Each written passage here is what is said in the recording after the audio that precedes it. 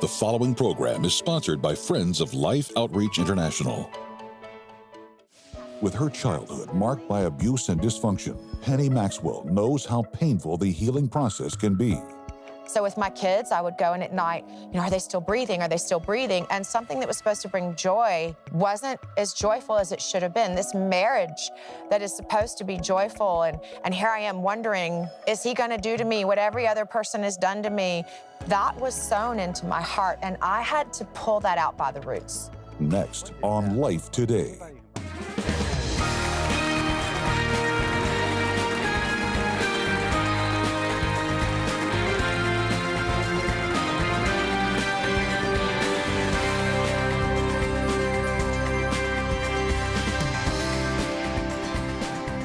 Hi, welcome to Life Today. I'm Sheila Walsh here with Randy Robeson. And today we're going to be talking to a beautiful woman. Her name is Penny Maxwell. And she's written a book called Setting Broken Bones. Penny, welcome to Life Today. Thank you so much for having me. What a joy and an honor to be here today. You start with a pretty interesting story. You talk about a friend who broke their nose. And there's such a profound lesson in what you extract from that. Tell us about it. Well, I was having dinner with, I'm sure what a lot of people would know. His name's Daryl Strawberry. He's a great friend of ours. And we were having this whole conversation, and I said, Dee, man, you and I have been through so much stuff in life. How come we're on the other side of our story when so many Christians are still struggling with the same things they've been struggling with for 10, 20, 30 years or more? And he said to me, because most people don't want to deal with their pain.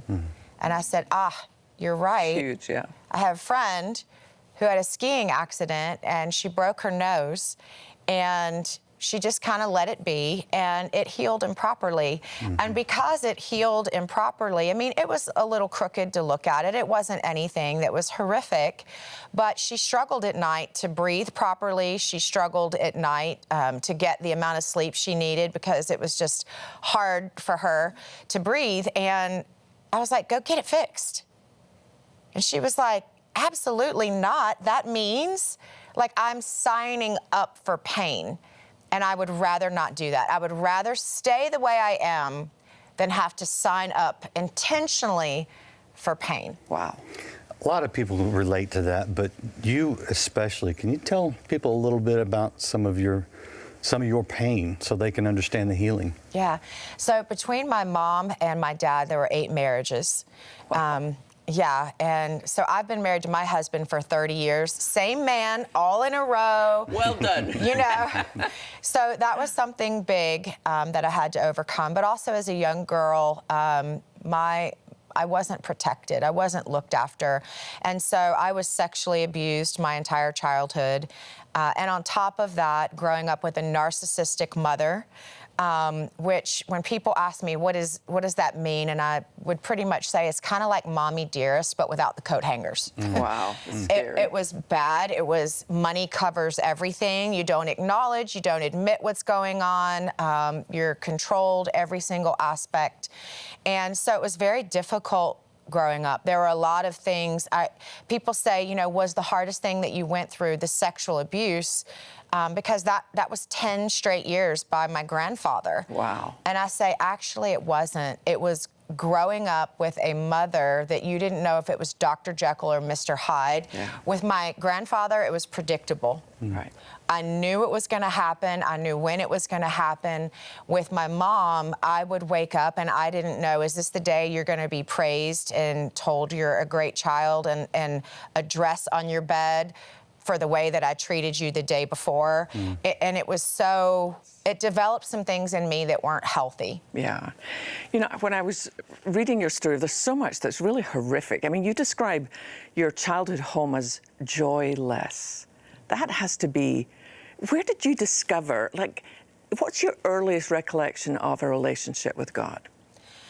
When I was about 4 years old, this was before my mom had married her second husband, which took us out of, actually it was her third husband, which had taken us out of being poor and in the community where the bus would come around and pick and take us up to church if we wanted to go.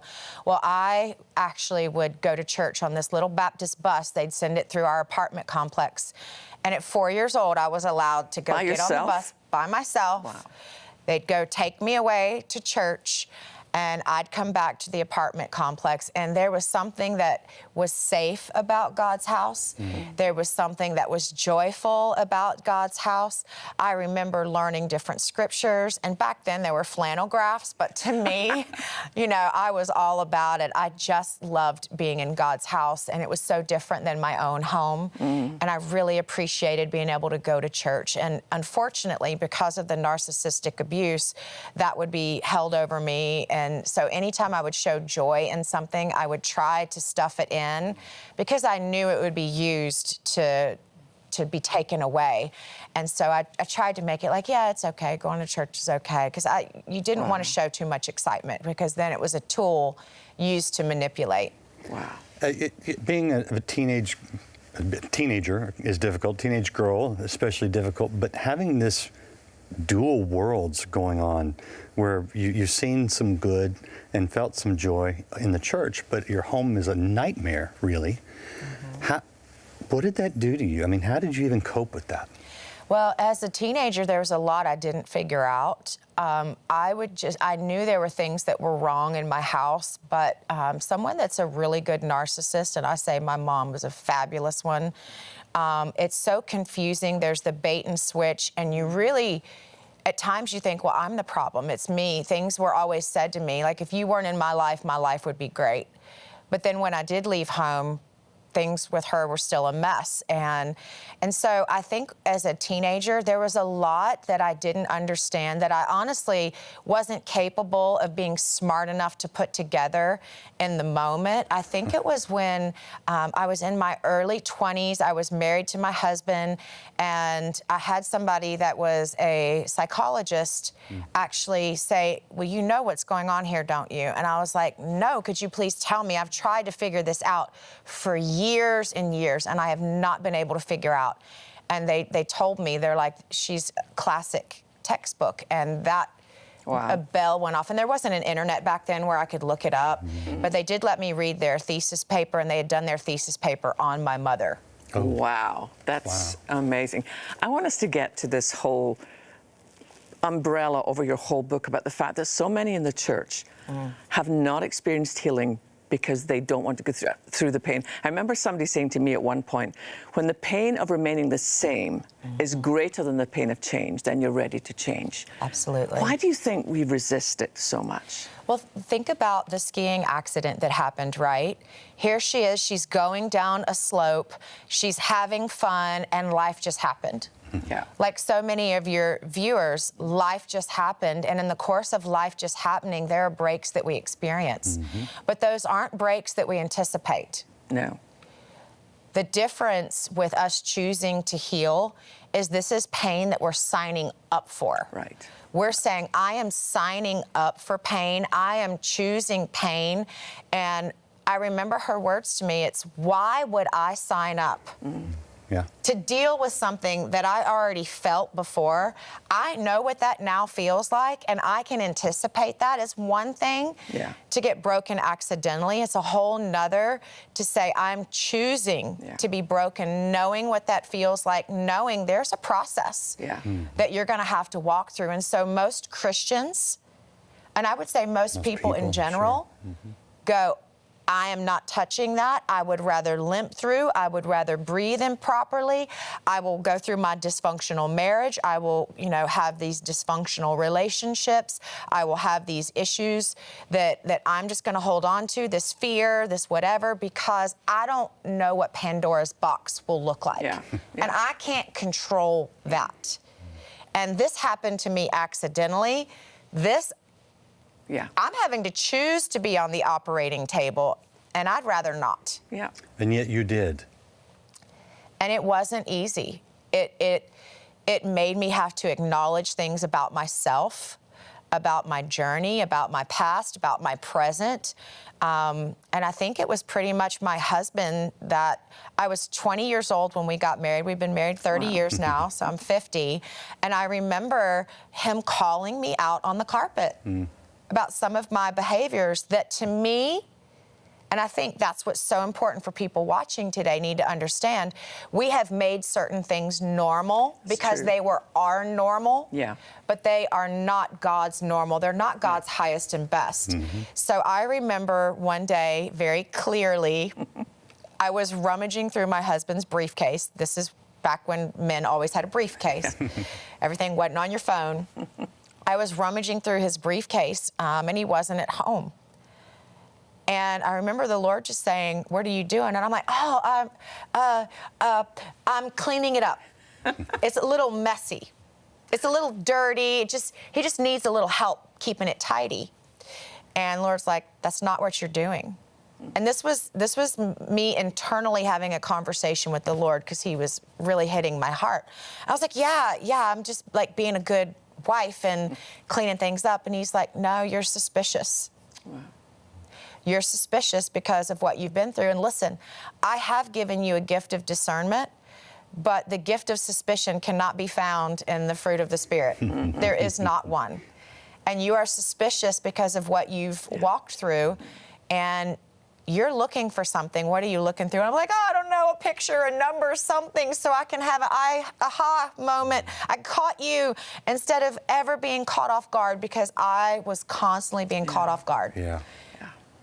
That is so hard. What do you think the role of pride is in not wanting to deal with our stuff? You know, pride is just an unwillingness to yield. And I think we have to be willing to yield and say, "God, I give up the control that I'm trying to have over this situation." Because what we do is we develop patterns of hypervigilance. And it's one thing to be smart and be vigilant, but hypervigilance is excess. And so I remember my husband just saying to me one day, he's like, "Hey, you need to know I am a great husband, but I make for a lousy Jesus." And you are trying to put me in a place that I do not belong. And I was sabotaging relationship because I was demanding this perfection. You can never hurt me, or I'm going to put you in this box and move you.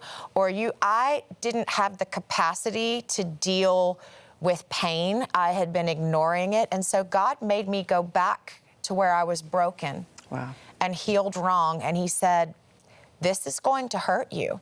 But I learned something the Bible refers to as evil foreboding. And it basically is talking about where you're waiting for the other shoe to drop. And I remember doing that with our kids when we first started having kids. This beautiful gift that God had given me, I was unable to fully enjoy it.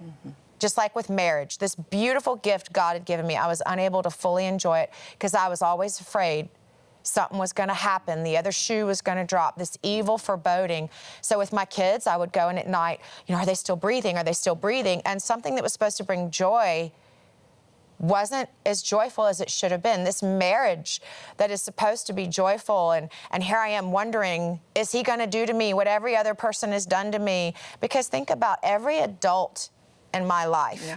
My mother had betrayed me. My grandfather had betrayed me. My father, my biological father, died an alcoholic.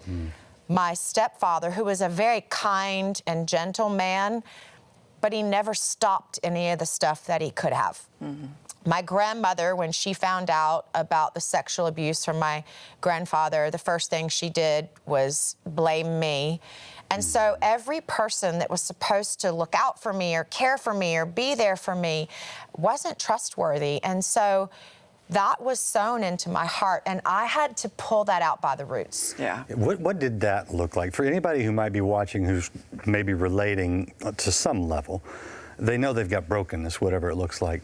What was the process of resetting it so it could heal properly for you? Counseling, conversations, what did it look like? Yeah, so it's a myriad of things. I think the first and foremost for people watching today, I think the first thing was, if you go to the mall and you walk in, entrance C, and you want to get to, let's say you want to get to Nordstrom, right? I mean, who doesn't love Nordstrom? As one would, right? yes. The first thing you have to find out is you have to look for the you are here. Yeah. Where am I? Because I can't get to where I want to be unless I figure out where I am. And I think that's the first step, is figuring out, where am I? Yeah. What am I willing to sit down and acknowledge? And usually that'll come through relationship. My husband always says, you know, marriage isn't meant to make you happy, it's meant to grow you up. Oh.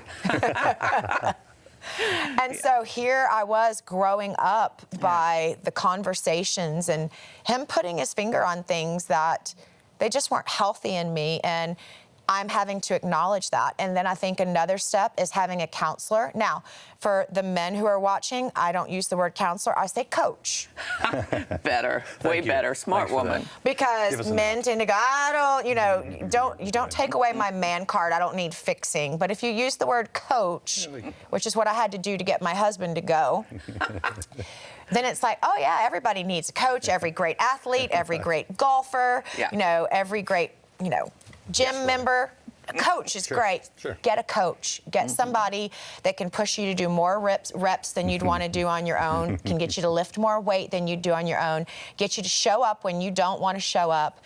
And I think, and then the step after that is, and in conjunction with the other two, is allowing the Holy Spirit's voice to get turned up. Yeah. The volume to go higher, because it's not like the Holy Spirit isn't talking all along. It's we learn to tune him out. So true. You know, you talk about the fact that everyone who you should have been able to trust, you were not able to trust. And I have to tell you, the one part of your book that I found myself racing through because I had to find the answer, is Colby's accident. Yes. And the huge question that God asked you that night. Tell us about that. Yeah, so I'd gotten a call that my son had, and when he was 17, and he's 24 now, but he had been in a really bad car accident, and I didn't know just how bad it was. I get there and I see my son's car is flipped over, the windshield is broken everywhere. I see people getting taken away in an ambulance, and I'm just trying to find, locate, like, where is he amongst all of this? You know, is he okay? Is he in an ambulance? What's going on? And I look over on a hill, and there's my son, and he's standing there, and I went over to him, and the police officer said, ma'am, we don't have accidents here where we don't also have to call the coroner.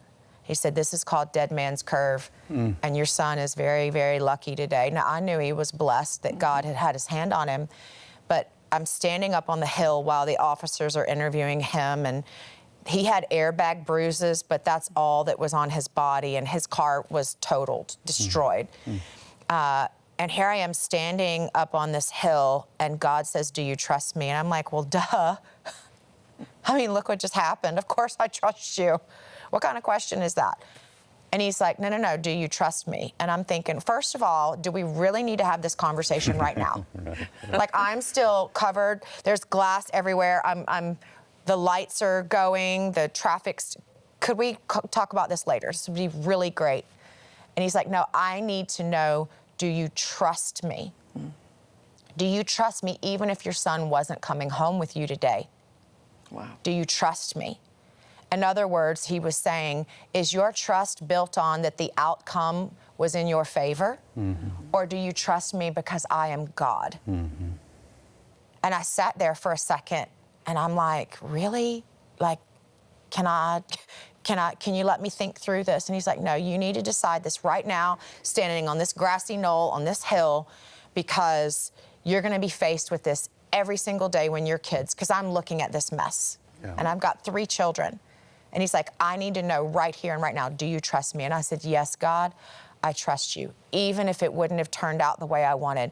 God, I trust you, not because of your hand for what you can do, but because of your face, because of my relationship with you. It's powerful. Yeah, we're just about out of time, but I really, before we let you go, on the other side of the re-break, if you will, and the healing, what is it like for you? Well, I think first and foremost, just being able to share my story. I think so many pastors or spiritual leaders don't really share their brokenness or the reality of how raw things have been. And I think that that's a travesty because I think people need to know. So I think that's a big thing. I think the other thing is just being able to walk through life without fear.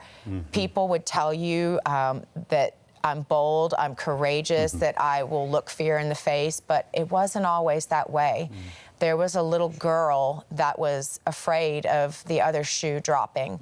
And I think that for us to literally walk in the confidence that God is king, that God is our protector, that God is looking out for us, he's providing for us, then I think there's a safety that we can walk in that we're not ever going to know in human relationship. Yeah.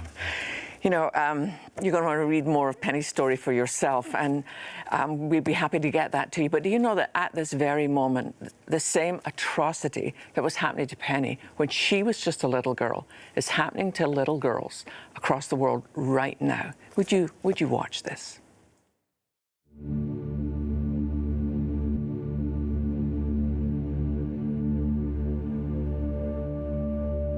These are the faces of those who once were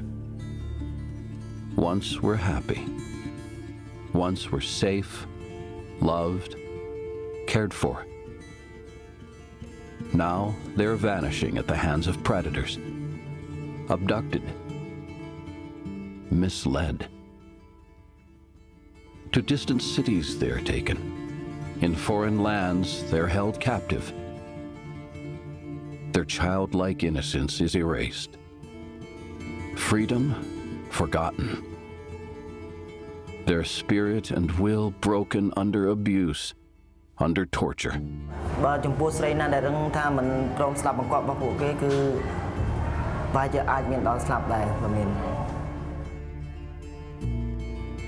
Not only do these girls vanish, all that they were disappears too. Nowhere is there a darker evil than that perpetrated so viciously on the victims of sex trafficking. It may be the greatest evidence of Satan at work on this earth, and it isn't going away without a fight. Our rescue life partners are in place and ready to reach those who are most vulnerable, rescue those who have already been taken, and restore the precious lives of those who have survived the wickedness of human trafficking. It's one of the most appalling things that I've ever witnessed in my life, sitting with some of these young girls in Southeast Asia and hearing their story. So many of them have no one who looks out for them, no one no school, no church buses come in to pick them up. They are left in the darkest of darkness all the time. And some people, one or two of you have written to me and said, well, why don't they just leave? Why don't they just escape? And it's so complicated. These little girls are told, hey, we'll get you a job in the city and you can send money home to your families. And when they discover that's not the reality, they've been drugged and now they're trapped in this life. They're told, if you try to escape, we know where you live and we know you've got younger sisters. So it's your choice. You stay here or we go get them. It's an absolute nightmare. And I've sat with these girls with them literally sobbing on my shoulder, talking about what it's like to have sex with these older men over and over. And some of these girls are 12, 13, 14 years old. And we've had the privilege of sitting there and praying with them as they give their lives to Christ, but they need another kind of rescuing. And Randy, we've been doing that for a long time, and the need is greater now than it's ever been. It is, and you know, a lot of them don't have any place to go, but for 15 years now, we have been giving them a place to go. And that's what we do when we reach, rescue, and restore these young children, mostly girls, but some boys too. This is something that's so big in our hearts, Sheila, that we know we can't stop. The need is great. Over the years, we have averaged out the cost of this outreach, and it boils down to about $128 to reach, rescue, and restore one child. Now, we have a great opportunity right now because some of our faithful friends have stepped up and said, we're going to match the gifts during this campaign. So your gift today is actually doubled in its effectiveness and its power. So for $64, it will effectively reach, rescue, and restore one child. What does that mean? Bottom line is it means whatever you can do today is going to make the difference in someone's life. You're going to give someone that place to go. You're going to give them a hope and a future, which we know is the heart of God. So whatever you can do today, if you can give a gift of $1,280, that will help reach 20 children. A gift of $128 will reach 2, rescue, restore. It will turn things around. It will give them an out, because that's what they need, is an out. And we always do this in the name of Jesus Christ. So we give them the ultimate hope. So I am hoping now that you will take action. Go online, go to the phones, give the best gift you can, and join Sheila and I and all of those here at Life Outreach as we rescue these lives. Do it now. Innocent children and young people longing to be loved and cared for are being abducted and sold at the hands of violent predators, forced into the evil industry of human trafficking. Through Mission Rescue Life, you can reach out to warn children who are at risk for sex trafficking, rescue those already enslaved, and restore young lives and give them a future. With a generous $320,000 matching gift, now your gift of $128 to help reach, rescue, or restore one child can be doubled to help 2 children. Your $64 gift will be matched to help save one child from the horrors of human trafficking, and a $32 Mission Rescue gift will be doubled to $64. With your gift today, we'll send you the Prayers for Life Journal, the perfect book to write down your prayers as you reflect on your relationship with Christ. With your gift of $128 or more, you'll also receive the NIV Thin-Line Bible, along with 365 Days of Prayer for Life, a beautiful devotional filled with scriptures and key thoughts for each day of the year. Keep all 3 resources close by for your daily prayer time as you meditate on God's Word.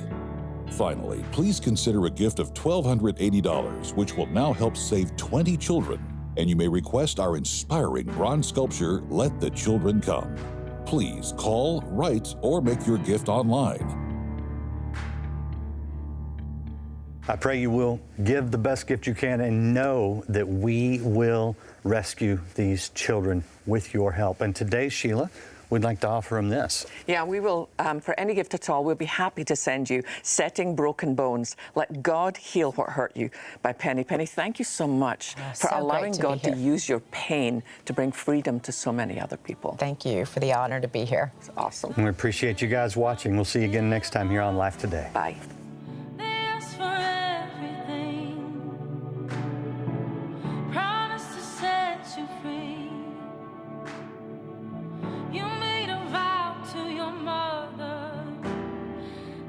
Give your life to your Father, the one who'll help you see, won't leave you recklessly. Come to me, I'll be your refuge, hide under my wings.